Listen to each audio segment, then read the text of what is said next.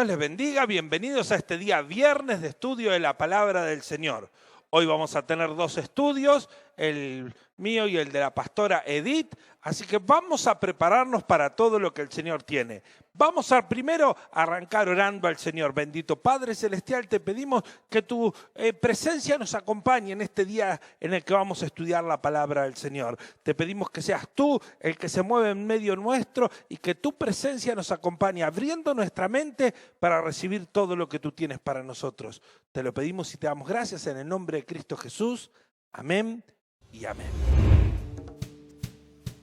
Hoy puedo danzar con libertad, porque soy tu hijo, porque soy tu hijo Jesús. Soy su hijo. Sí, Señor, hoy podemos danzar. Hoy puedo danzar con libertad, porque soy su hijo. Sí, Señor, porque soy amado. Hey. Aleluya. Te bendecimos, Rey, te bendecimos, Jesús, nuestro Jesús.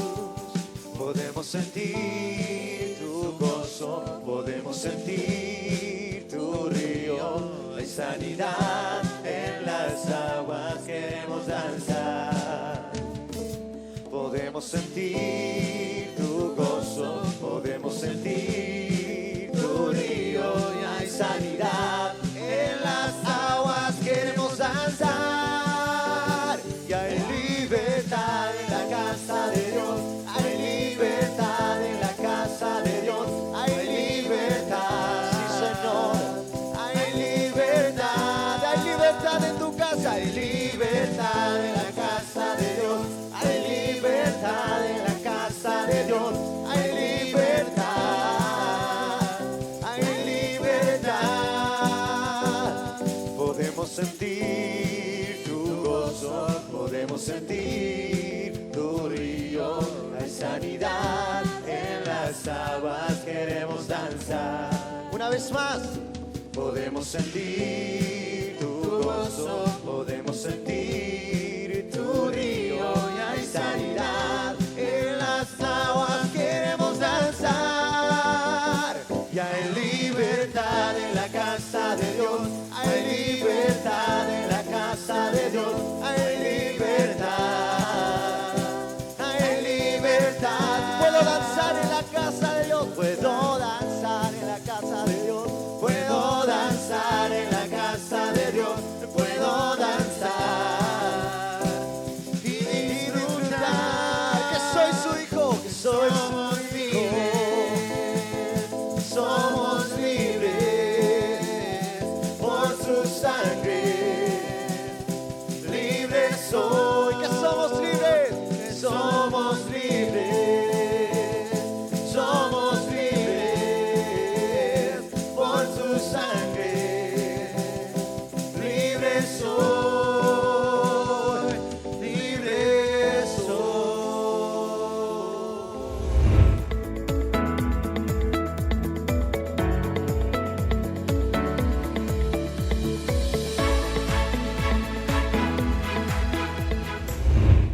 Luego de este tiempo de alabanza, vamos a hacer algo que podemos hacer todos juntos, que es dar al Señor. Nuestra ofrenda que damos todos los miércoles y viernes, ofrenda misionera. Oramos al Señor. Señor, bendice a cada uno de mis hermanos que con fidelidad y amor a ti separa su ofrenda, separa su diezmo y aún de esta manera bendice la obra del Señor. Señor, te pedimos que tú bendigas a cada uno de mis hermanos y que a cada uno le des conforme a su necesidad. Te lo pedimos y te damos gracias en el nombre de Cristo Jesús. Amén y amén. Ya sabe cómo hacer. Comuníquese con nosotros a través de las redes sociales para ir a buscar la ofrenda, el diezmo, y si no, acérquelo a nuestras reuniones los martes presencial, los sábados presencial en este lugar y este domingo actividades muy especiales. Para eso tenemos el anuncio que nos va a dar nuestra querida hermana Edith.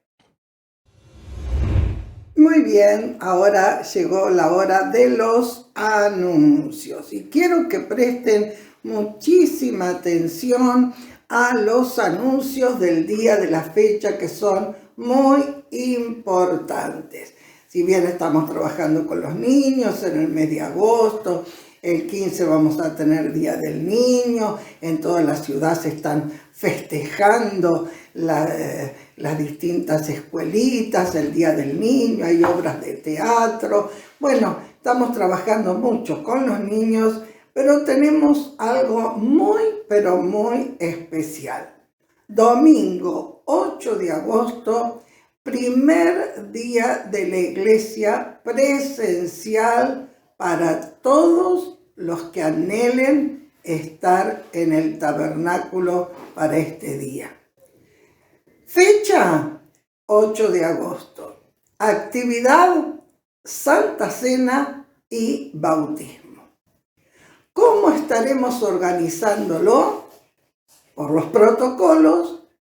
No podemos estar muchos juntos, calculamos 700, 800, y hay más de 1500 anotados. Entonces, reunidos con los ancianos, con el ministerio de la iglesia, definimos algunos detalles para esta próxima Santa Cena del 8 de agosto. Acá les leo el resumen. No vamos a tener el resumen, quiero decirles, no vamos a hacer grandes publicidades para que vayan de otras iglesias o que vaya este, aquel, el otro, porque le trae suerte, porque es inconverso, pero igual viene y participa en la Santa Cena. Esta Santa Cena y este día de la iglesia va a ser exclusivo para la iglesia que está comprometida del movimiento cristiano misionero en toda la ciudad de Mar del Plata. En esta reunión, luego de orar, cada uno de los ancianos pudo completar la cantidad estimada de hermanos que asistirán de cada templo a esta celebración. O sea que ya hicimos un paneo de la cantidad de gente. Esta suma estimada de los hermanos en forma presencial hasta el día de ayer dio 1400 aproximadamente, pero cada día se siguen anotando. Ya también alrededor de 350 kids para los que no puedan asistir. O sea que la Santa Cena será de esta manera. El grupo que asista presencial no necesita kids. Los que se quedan a tomar en la casa y lo ven por internet necesitan que el kid sea llevado a su casa a través de un líder y usted lo tiene que solicitar. Muy bien. Ahora, los que vamos a ir al tabernáculo, por la gran cantidad de hermanos que desean participar, se decidió hacer 2 reuniones. Primero se pensó hacerla por templo, pero no. Queremos estar todos juntos en todas las reuniones. Así que vamos a dividir como hacemos en las reuniones habituales. Unos se van a anotar para la reunión de las 9 de la mañana y otros para la reunión de las 11 de la mañana. 9 horas una reunión, 11 horas la siguiente reunión y luego de la segunda reunión el bautismo. Las reuniones van a tener una duración aproximada de 1 hora y media, minuto más, minuto menos. Va a haber un intervalo entre una reunión y otra donde se va a sanitizar, donde se permitirá salir a toda la gente para volver a hacer entrar. Por eso rogamos, hermanos, estar 15 minutos antes de la reunión. 15 minutos antes, estar ya preparaditos para poder ir tomando nuestros asientos. Vamos a tener acomodadores, porteros, quien controle la temperatura. Bueno, va a ser todo un protocolo, ¿no es cierto?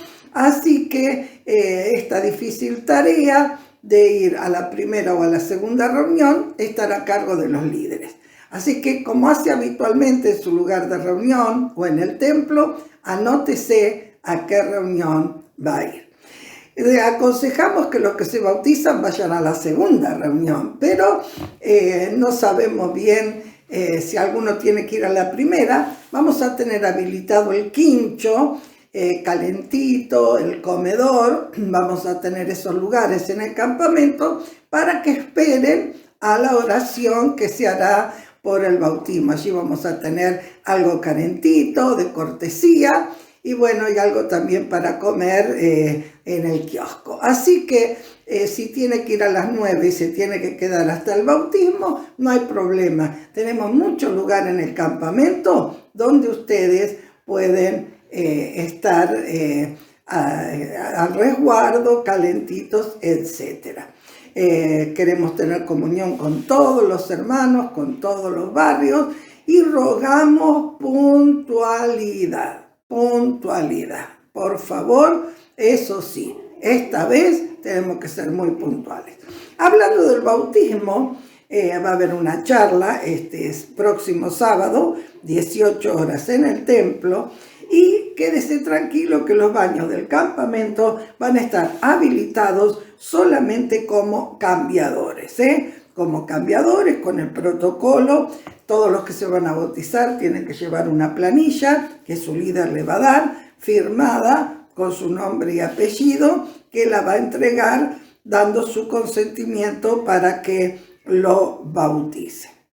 Bueno, espero que todo esto sea muy engorroso. ¿Se va entendiendo, colaboradores?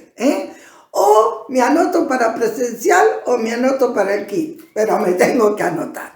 No se olvide que tendremos una ofrenda voluntaria, esforzada, valiente, para todos los gastos de este tabernáculo. Y por sobre todas las cosas pedimos que todos estén orando, clamando, que el Señor nos dé un tiempo de gozo, de alegría, que brille el sol para el bautismo. No pedimos que haga calor, solo que brille el sol para el bautismo y que tengamos un día de la iglesia maravilloso. Creo que es el único evento en Mar del Plata tan multitudinario. Vamos a tener muchas personas mirando y otras observando, y las fuerzas espirituales luchando. Por un lado los ángeles y por otro lado los contrarios. Pero sabemos que la iglesia del Señor tendrá la victoria y vamos a tener un día de la iglesia maravilloso. Dios les bendiga, bienvenidos a este estudio de nuestro día viernes. Estamos estudiando los alumnos de segundo nivel y bienvenido a todos los que se van sumando a este estudio para aprender más y mejor del Señor. ¿Cuál es nuestra materia? Aproximación a la escatología, una mirada bíblica y comprensible de los acontecimientos del fin. Estamos haciendo un recorrido por el libro de Apocalipsis. Comenzamos explicando que, aunque tiene el formato de una carta, este no es una carta, inicia con salutación apostólica, pero entendemos que el libro de Apocalipsis es un relato de los acontecimientos que nos van acercando al final de esta hermosa historia de la humanidad, una historia con esperanza y con redención. Ya pudimos ver la introducción y los primeros sellos, pero ahora queremos tomar un tiempo especial para una fracción de este maravilloso libro, que son las cartas a las 7 iglesias. Estas sí son cartas incluidas dentro del libro, cartas que fueron dadas al apóstol para que haga llegar a estas 7 iglesias. Para comenzar, me gustaría que nos ubiquemos en un mapa. El apóstol Pablo estaba en la isla de Patmos. Desde ahí recibe la visión del Apocalipsis y escribe estas 7 cartas a Efeso, Esmirna, Pérgamo, Tiatira, Sardis, Filadelfia y la Odisea. Qué importante el número 7, que se repite durante todo el libro de Apocalipsis como el libro en busca de la perfección. Y cada una de estas cartas escritas a iglesias que habían sido levantadas en la época bíblica. Pero si entendemos que el Apocalipsis es una revelación. Las cartas son una revelación ¿de qué? ¿Cuál es la influencia de estas cartas a nosotros? ¿Fueron solamente consejos para la iglesia de ese tiempo o estas cartas están relacionadas con nosotros? Vamos a estudiar una de las muchas visiones que tienen estas cartas. Usted tiene en su manual, que ojalá lo tenga, y si no lo puede solicitar en PDF o presencialmente encargándolo en Librería Los Heraldos. Tenemos un cuadro muy importante donde nos habla de las distintas iglesias y cómo cada una de estas iglesias fue teniendo en su carta primero una identificación de Cristo, luego qué es lo que Cristo le dice a esta iglesia, qué es lo que sabe, los aspectos positivos, los aspectos negativos, el problema, la demanda, la advertencia y el galardón. Cada una de estas cartas sigue ese formato. Y atrás de la carta todas terminan con la misma expresión. El que tiene oídos, oiga lo que el Espíritu dice a la iglesia. Pero volviendo a lo que decíamos anteriormente, si entendemos que el libro del Apocalipsis es un libro de revelación, me gustaría que estudiemos las cartas solamente tomando en cuenta, porque es el tiempo que tenemos, la expresión con la que Cristo se presenta a cada una de las iglesias y ver cómo esta representación de Cristo significa algo poderoso para nosotros, aquí, hoy, ahora, cómo esta revelación puede hacer que cumplamos el propósito de este libro, que es amar su venida. Vamos a tomar como ejemplo la primera iglesia. La primera iglesia que se menciona es la iglesia de Efeso. Efeso en ese momento era el centro de una civilización. No nos podemos olvidar que ellos tenían la biblioteca más grande de su época. La biblioteca no solamente significaba el conocimiento, sino también el desarrollo. En esta biblioteca se concentraba el conocer de todos los pueblos a los que había llegado la influencia griega. Desde a este pueblo le escribe, y este es el pasaje de presentación a la carta. Escribe al ángel de la iglesia en Efeso, el que tiene las 7 estrellas a su diestra, el que anda en medio de los 7 candeleros de oro, dice esto. Vamos a hablar un poquito de la revelación de Cristo en este pasaje. Los candeleros simbolizan la iglesia. Y esto nos está diciendo que hay un Cristo que está presente en la iglesia. La primera revelación que tenemos que tener de Cristo es la necesidad de que Él esté presente en cada actividad. Las estrellas nos hablan de las luces, del liderazgo. ¿Y qué dice esto? Que la persona que escribe las cartas está sosteniendo el liderazgo con su mano.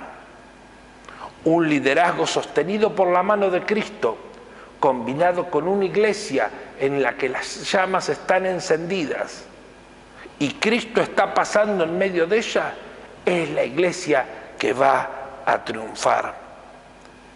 ¿Qué nos dice Jesús de esta iglesia? Le dice, conozco tus obras. Saben, vivimos en un mundo de la intelectualidad, donde quizás llegamos a pensar que saber es más importante que hacer. Pero la Biblia constantemente nos habla de nuestras obras. Y no solamente de esa limosna que quizás damos a un necesitado o una comida que podamos dar o una ayuda social. Habla de ese testimonio presente que la iglesia tiene que ser ante el mundo, ante la necesidad. Una expresión de una iglesia que se ve, Señor, ayúdanos a que nuestra iglesia sea una iglesia presente. Y hay una advertencia a esta iglesia. No dejes el primer amor. Y qué contraste con la presentación. Un Dios que nos quiere tener en la mano y una iglesia que tiene riesgo de dejar su primer amor. Cuando termina, le dice: yo te daré del árbol de la vida. No podemos dejar de pensar en Génesis, en el jardín del Edén, donde había dos árboles plantados. El de la ciencia del bien y del mal y el de la vida. Ninguno de los dos árboles estaba ahí sin ningún motivo. Pero los hombres, en vez de tomar el árbol de la vida, tomaron el árbol equivocado. No parece coincidencia que Cristo haya muerto en un madero, en un árbol. Hermano, hermana, que como iglesia elijamos el árbol correcto. ¿Cuál es la siguiente revelación? La encontramos en el versículo 8. Escribe al ángel de la iglesia de Esmirna, el primero y el postrero, el que estuvo muerto y vivió, dice esto. La iglesia era una iglesia pobre.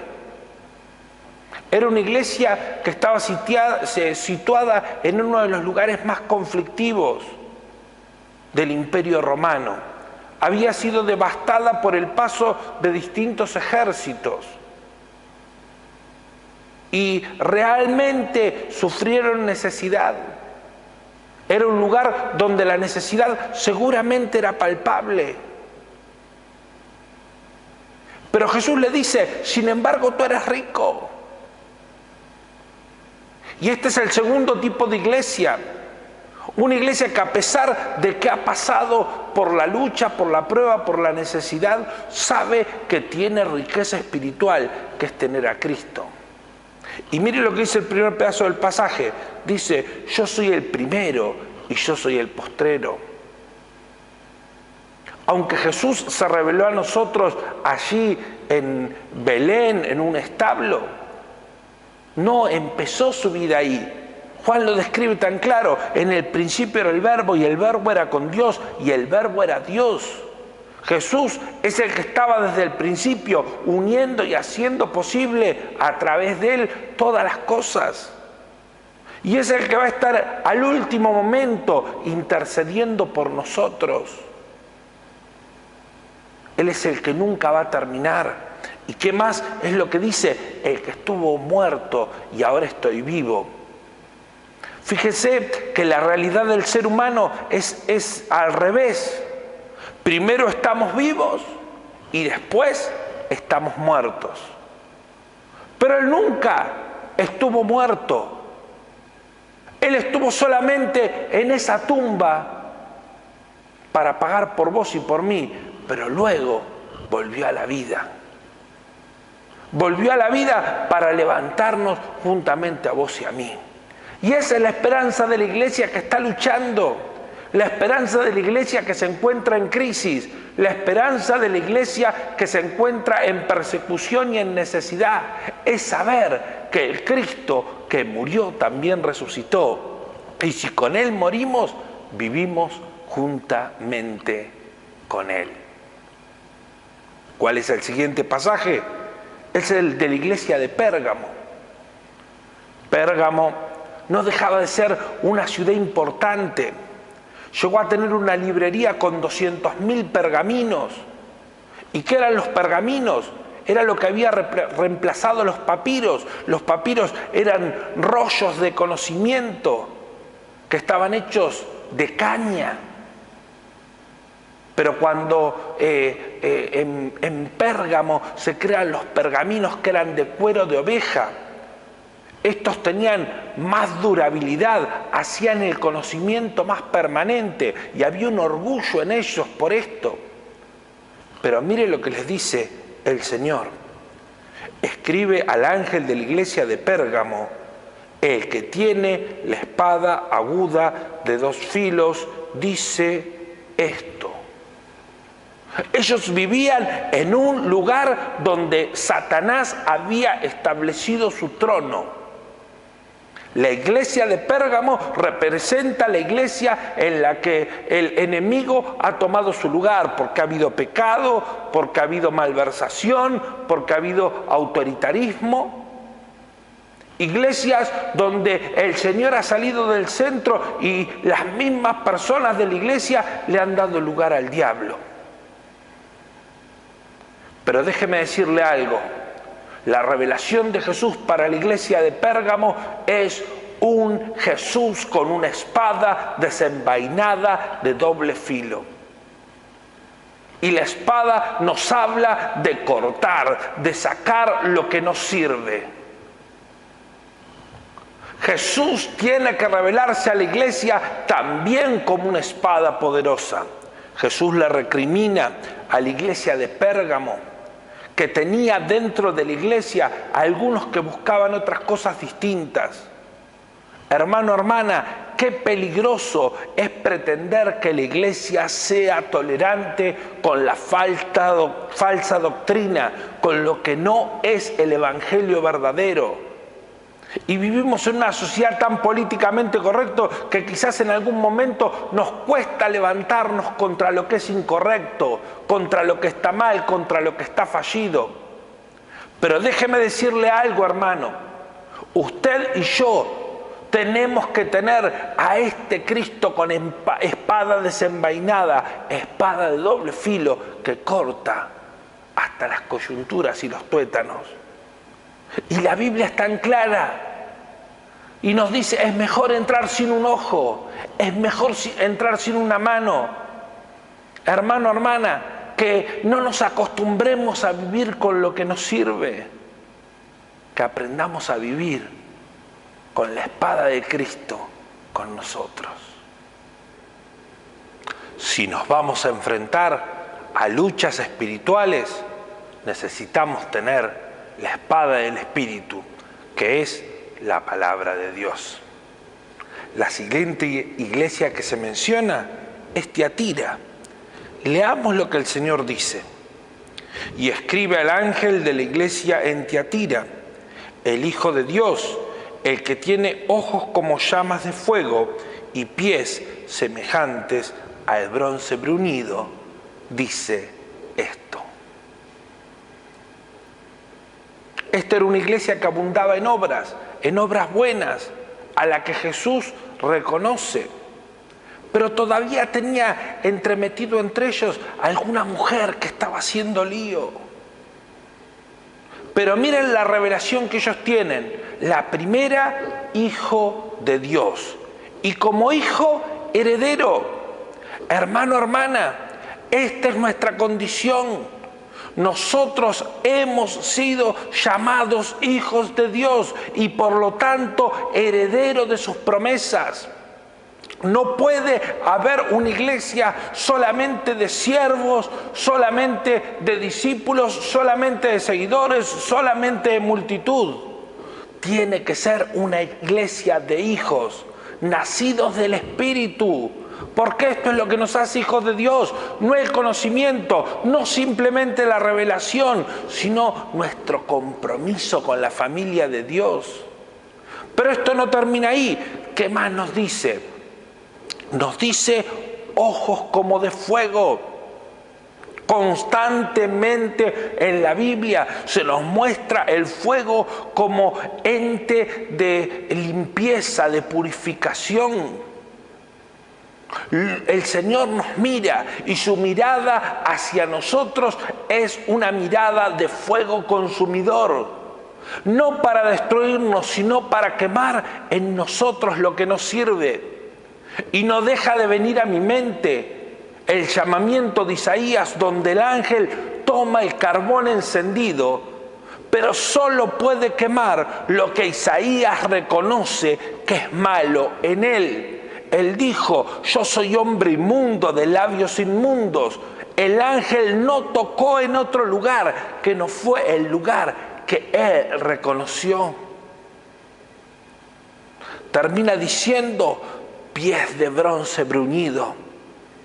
En la antigüedad, el bronce, por su ductibilidad, era el material usado para embellecer objetos de menos valor.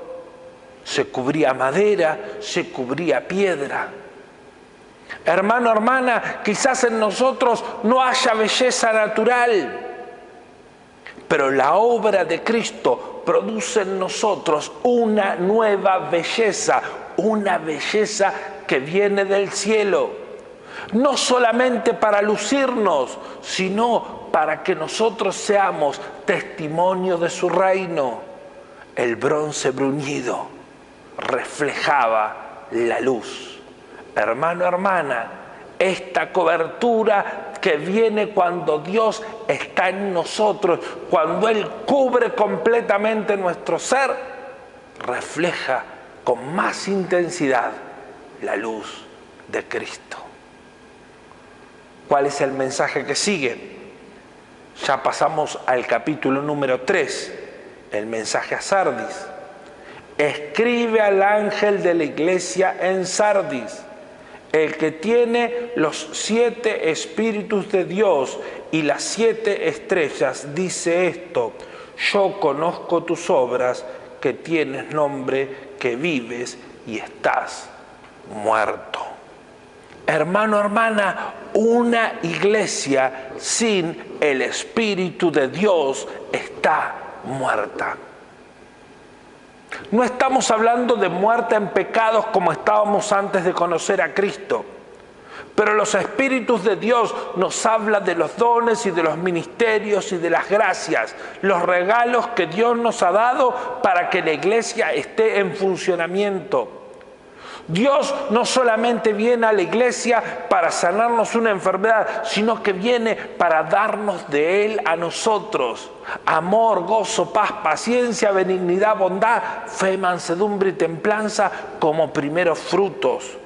Ministerios, apóstol, evangelista, maestros y profetas. Dones de lengua, dones de sanidad, dones de revelación, don de discernimiento de espíritu, milagros y fe. Hermano, hermana, el Espíritu de Dios quiere venir a la iglesia de tal manera que nosotros, olivo silvestre, estemos abundando en obras espirituales, no fingidas. Y cuando hablamos de obras espirituales no fingidas, es que yo puedo gritar muy fuerte, es que yo puedo intentar parecer, pero si la gracia y el Espíritu de Dios no están en nosotros, estamos muertos. Estamos muertos. Hermano, hermana, necesitamos que nuestro nombre sea vivificado. Él nos promete que no va a borrar nuestros nombres. Ayúdanos, Señor. El siguiente pasaje, la iglesia a Filadelfia. Escribe al ángel de la iglesia en Filadelfia.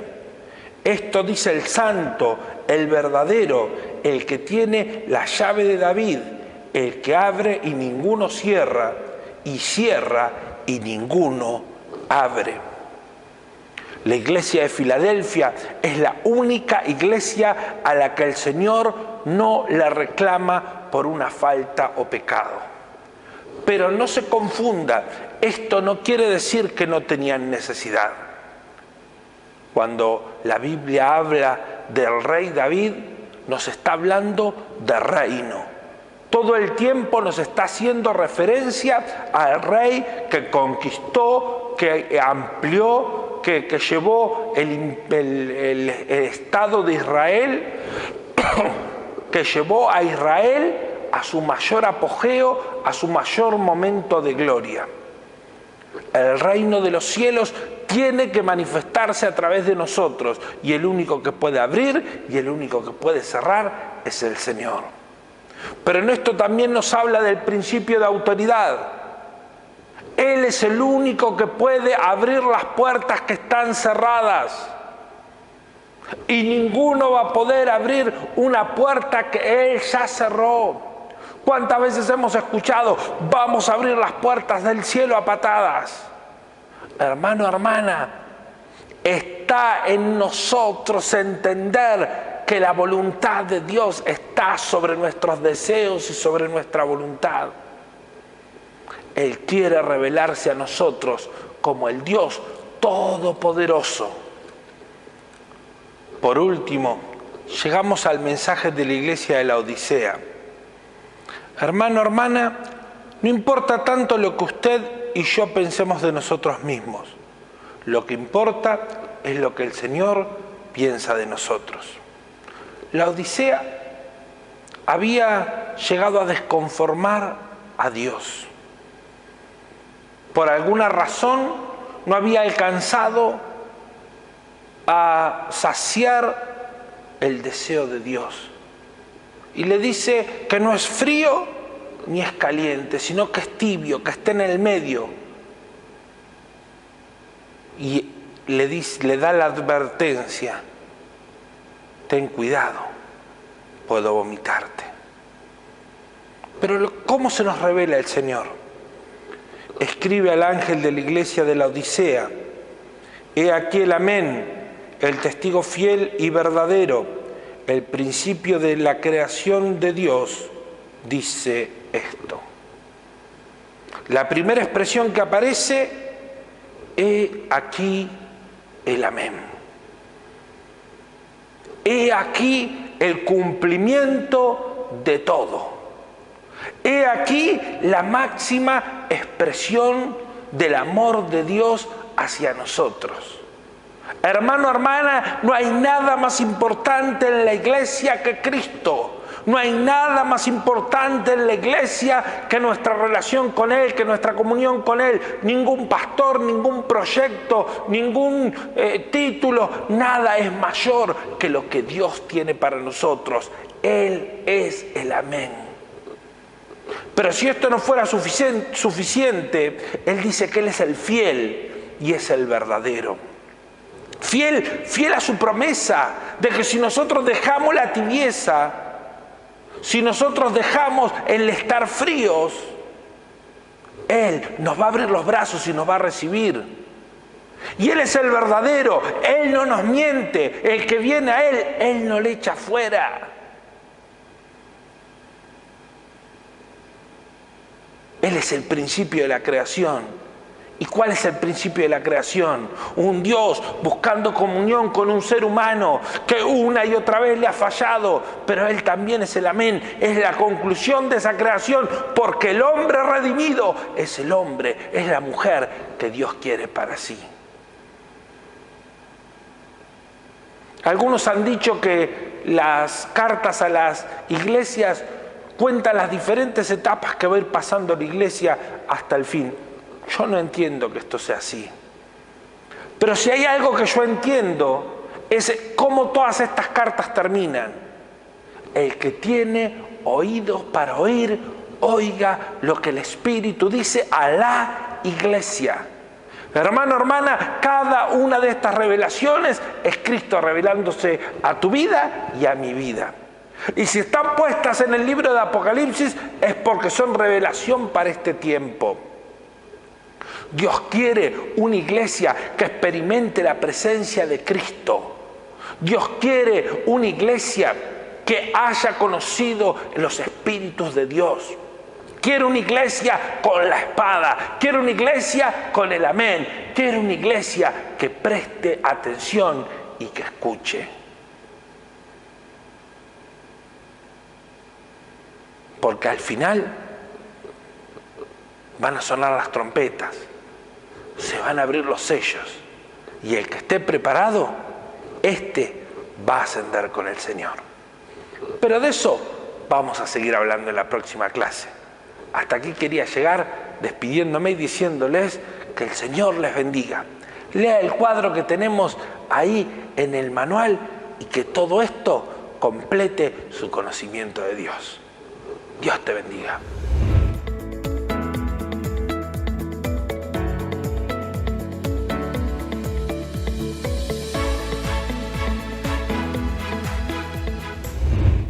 Mis queridos Timoteos, Dios les bendiga. Tengo que pedir disculpas porque la clase de segundo nivel la di el miércoles y ahora hoy viernes estoy dando la clase que habíamos empezado. Esta clase todavía no tiene ni siquiera los PDF porque hicimos una pequeña introducción, pero es la materia nueva que es para todos aquellos que han ya aprobado primero, segundo y tercero, que las tienen en su boletín, y esta materia la hemos dado en llamar el ministerio apostólico. Ya este viernes van a tener a través de las secretarías el apunte de ministerio apostólico, que se lo vamos a enviar clase por clase para que usted arme su carpeta, para que lo pueda bajar.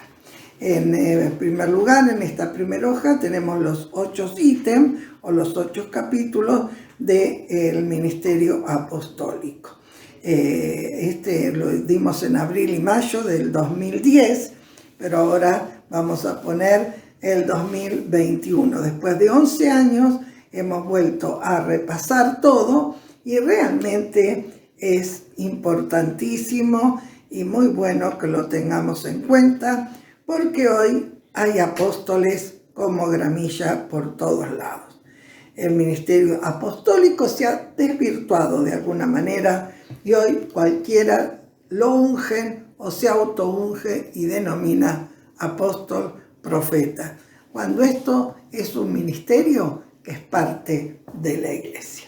Dijimos que la palabra apóstol proviene del griego, que es enviar en pos o de parte de él. O sea que un apóstol es un enviado. Fuera de la Biblia no vemos el uso de esto. En el Antiguo Testamento no se menciona, pero en el Nuevo Testamento sí se menciona muchísimas veces, especialmente los 12 discípulos llamados apóstoles en Lucas 6:13, que eran los que el Señor iba a enviar después de su partida para predicar el Evangelio a las naciones. De allí ellos se iban a multiplicar en otros apóstoles, porque la institución del Señor fue ir por todo el mundo enseñándoles todas las cosas e ingresando a algunos al verdadero apostolado, que es a su vez a ser enviados a distintas responsabilidades. En Lucas 6:13, como ya vimos, fueron nombrados los 12 primeros apóstoles. Pero al fallar uno de ellos, divinamente, el apóstol Pablo es instituido como un apóstol especial a los gentiles. Este apóstol fue llamado personalmente por el Jesús resucitado en el camino a Damasco. Acá lo tenemos en el capítulo 9 del libro de los Hechos. Dice: temblando y temeroso, dijo: Señor, ¿qué quieres que yo haga? Y en el verso anterior había preguntado: ¿quién eres? Y él dijo: yo soy Jesús. O sea que Jesús mismo lo eligió como apóstol, este Jesús resucitado. Y hoy, a través del Espíritu Santo, Jesús sigue eligiendo. Entonces dice el Señor: ¿qué quieres que yo haga? El Señor le dice: levántate, entra y se te dirá lo que debes hacer. Y luego al que lo unge le dice: ve, porque instrumento escogido es este para llevar mi nombre en presencia de los gentiles, de reyes y de los hijos de Israel. O sea que ya cuando es ungido por Eneas, que tenía tanto miedo de ir a ungirlo como apóstol, él le dice: sí, él va a ser un gran apóstol. Hoy es un perseguidor, pero va a ser un gran apóstol y yo lo voy a mandar a los gentiles. Ya lo he escogido para mandarlo a los gentiles, por supuesto a reyes y al pueblo de Israel también. Pero tengo un gran propósito con este hombre, y en 1 Corintios 9:11 él dice como un abortivo: se me apareció a mí también el Señor. Los apóstoles fueron considerados los jefes superiores de la iglesia primitiva, tenían un gran respeto, pero no ejercían ese primado infalible. Todos sabían que los apóstoles eran hombres, tesoros en vasos de barro. Por eso el ser nombrado apóstol no quiere decir ser nombrado infalible, no. El ser nombrado apóstol es una gran responsabilidad. El que escoge los apóstoles es el Señor, como escoge todos los ministerios. Nadie se puede autoproclamar apóstol y no cualquiera puede nombrar apóstoles. Acá fue Jesús mismo, pero luego, ¿quién fue que elegía a los apóstoles? ¿Quién fue que apartaba a los apóstoles? La iglesia, el ministerio de la iglesia. Por eso, apóstoles sueltitos que levantan apostolitos, bueno, realmente hay que considerarlo y tener mucho cuidado. ¿Qué es un apóstol? Un enviado defensor de la doctrina en la que ha sido enseñado.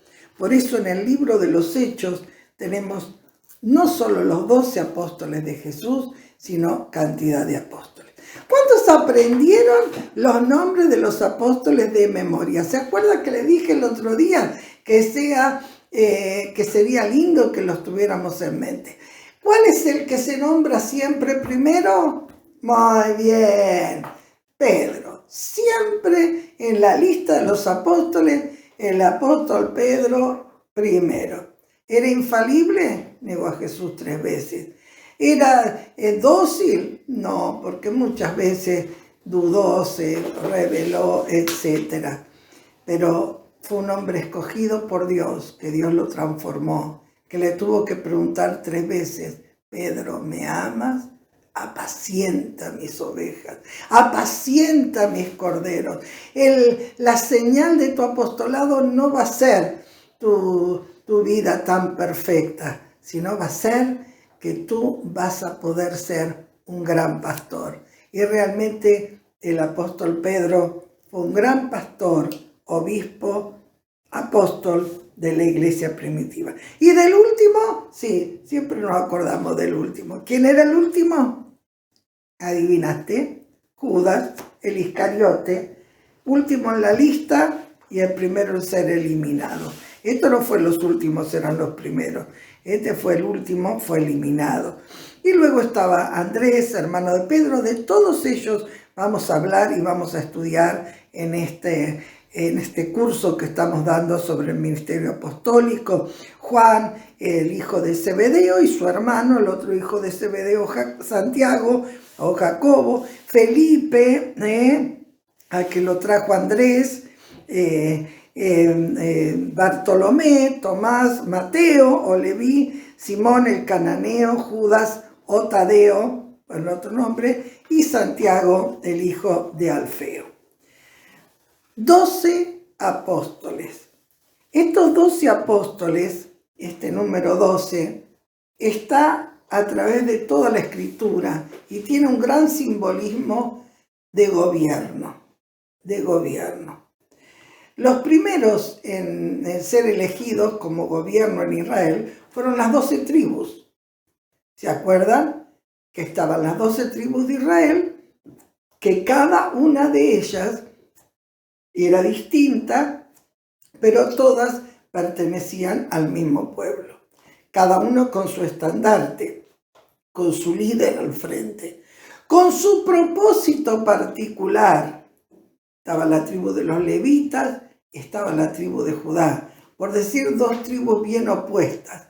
Los levitas sin heredad, sin preocuparse por lo material, dependiendo de la provisión de Dios y estando separados para el santuario.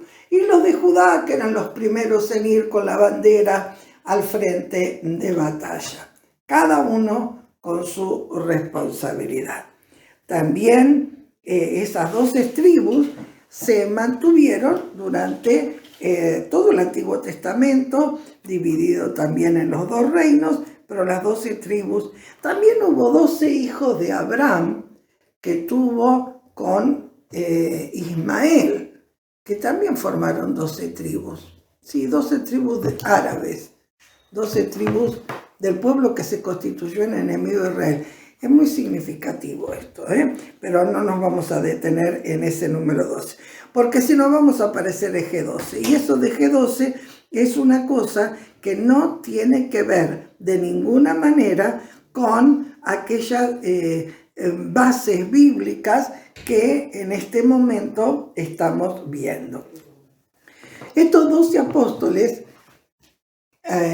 significan las 12 tribus de Israel formadas con los 12 apóstoles. 12 tribus gobernaban Israel. 12 apóstoles comienzan a gobernar la iglesia primitiva. Y ¿sabe una cosa? Jesús les promete a los 12 que van a estar con él en su reino y que los 12 van a juzgar y gobernar a Israel. Si nosotros vamos al Apocalipsis, vemos que la Biblia termina con 12 también en el trono junto a Jesús. Por esto, esta doctrina de G12 quiso inventar algo muy particular. Pero lo de Dios no se puede imitar, mis queridos Timoteos. Lo de Dios es exclusivo. Y bueno, ojalá seamos 12, ojalá seamos muchísimos más. ¿Cómo elige Jesús a los 12? Los elige con mucha oración. No fueron elegidos a dedo solamente, porque algunos vemos la imagen que estaba todo el grupo de los discípulos y dijo, tú y tú y tú, y dice, no, Jesús los eligió a dedo. No, Jesús no los eligió a dedo. Antes de elegir a sus discípulos, él sube al monte. Vamos a Lucas capítulo 6, a Lucas capítulo 6, donde Jesús muestra lo que estaba haciendo. Dice el versículo 12, después de que estuvo escogiendo espigas, recogiendo el día de reposo, peleando con los enemigos, ¿no? Cuando curó al hombre de la mano seca, dijo, bueno, ahora me voy al monte a orar, porque tengo que hacer una cosa muy importante. Y antes de hacerla, necesito tener un tiempo de oración. No puedo hacerlo de cualquier manera. No puedo nombrar apóstoles a dedo. Tengo que nombrarlos con la guía de Dios, con la guía del Espíritu Santo. No conforme a lo que yo veo, porque ese fue el problema que tuvo Samuel. Cuando llegó el primer hijo de Isaí, el profeta Samuel dijo, ciertamente en la presencia del escogido de Dios estoy, porque vio con sus ojos. Y el Señor lo retó y le dijo, no mires a su parecer ni a lo grande de su estatura, porque yo lo desecho, porque Jehová no mira lo que el hombre mira. El Señor mira el corazón. Y quizás este es el tema que tenemos que tener cada uno. No podemos escoger aquellos ministerios en la iglesia por lo que vemos, por lo que nos conviene. Tenemos que buscar el corazón de Dios para saber a quién tenemos que elegir. Muy bien, continuando con lo que pasó, dice que Jesús, dice en el verso 12, pasó toda la noche orando, toda la noche orando. Entonces, cuando se hizo de día, pasó toda una noche orando. Yo pregunto, ¿cuántos de ustedes han pasado toda una noche orando? No sé. Yo quizás he pasado medianoche o 3/4 noche, pero la noche entera hasta que amaneció, sí. Algunas noches hasta que amanecieron hemos estado. Es como una vigilia, ¿no? Tuvo una vigilia. No acostumbramos a hacer vigilia. Bueno, ese es otro tema. Pasó toda la noche de vigilia orando y después que hubo orado, después que recibió las órdenes del cielo, después que el Espíritu Santo le indicó lo que tenía que hacer, recién ahí bajó. Recién ahí dijo, vamos a tener una reunión general con todos los que me están siguiendo, porque había muchos que le seguían. Estaban las mujeres, estaban los otros que le seguían un poquito más de lejos. Había mucha gente que le seguía. Pero dice la palabra del Señor que cuando era de día, llamó a todos los discípulos y ahí así, sí ahí en ese momento, hizo el dedo. A ti, a ti.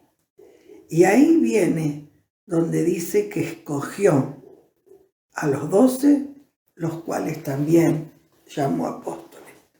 Y acá tendríamos que empezar a cantar todos juntos. No sé, Señor, por qué tú me miraste. No sé por qué en mí tú te fijaste. Solo pienso que es muy grande tu amor por mí. Y por eso tengo que estar agradecido, y por eso tengo que estar rendido, y por eso tengo que ofrecerle toda mi vida a Él. Porque realmente es maravilloso que Dios nos pueda haber escogido. Que Dios pueda haber visto algo en nosotros. ¿Qué vio en Pedro? ¿Qué vio en Natanael? ¿Qué vio en Judas? Si él todo el tiempo sabía que él le iba a entregar. ¿Qué vio en ellos para escogerlos como apóstoles? Oh, hermanos, si el Señor nos ha elegido, si el Señor nos ha escogido, debemos tener una eterna gratitud y vivir sirviéndole a Él con todo nuestro corazón, sirviéndole con toda nuestra alma, porque por gracia y por misericordia fuimos elegidos. Por eso Jesús, en un momento que estaba hablando con ellos, antes de irse, dice, acuérdense de una cosa, no me eligieron ustedes a mí, yo los elegí a ustedes. Y los he puesto para que lleven fruto. Por eso yo en este estudio quiero decirle, Señor, acá está mi vida. Señor, acá estoy yo. A mí no me eligió hombre alguno. A mí no me eligió persona alguna. Si bien está mi cobertura. Tú me elegiste. Tú me escogiste desde el vientre de mi madre porque de acuerdo a tu llamado, de acuerdo a tu propósito, tú me escogiste, Señor. Tú me escogiste. Y tú tienes un propósito con mi vida. Y yo quiero pedirte que me ayudes a ser fiel a ti. Porque tú me elegiste a mí. Qué tremendo, ¿eh? Es para arrodillarnos, orar, clamar a Dios que nos perdone si en algún momento hemos pensado, ¿por qué me elegiste a mí? Y que podamos decir, gracias Señor, no sé por qué me elegiste, pero acá estoy para servirte. Gracias Padre, gracias por habernos escogido, gracias por habernos elegido. Gracias por haber puesto tus ojos en nosotros, Señor. No sé qué nos viste, no éramos mejor que los demás, pero nos escogiste y nos sentimos privilegiados que nos hayas escogido. Nos sentimos más que bendecidos que hayas puesto tu mano sobre nosotros. Estamos felices, Señor, y lo único que podemos decirte, acá está nuestra vida, Padre, tómala. Úsala para tu honra y tu gloria. Queremos ser tus enviados, Señor. Queremos ser tus apóstoles, no enviados por hombre ni por voluntad de varón, sino por voluntad de Dios. Porque tú nos escogiste, como dice en Romanos, nos predestinaste desde antes de la fundación del mundo. Y queremos serte fieles. Ayúdanos, Señor. Ayúdanos a serte fieles hasta el final, Señor.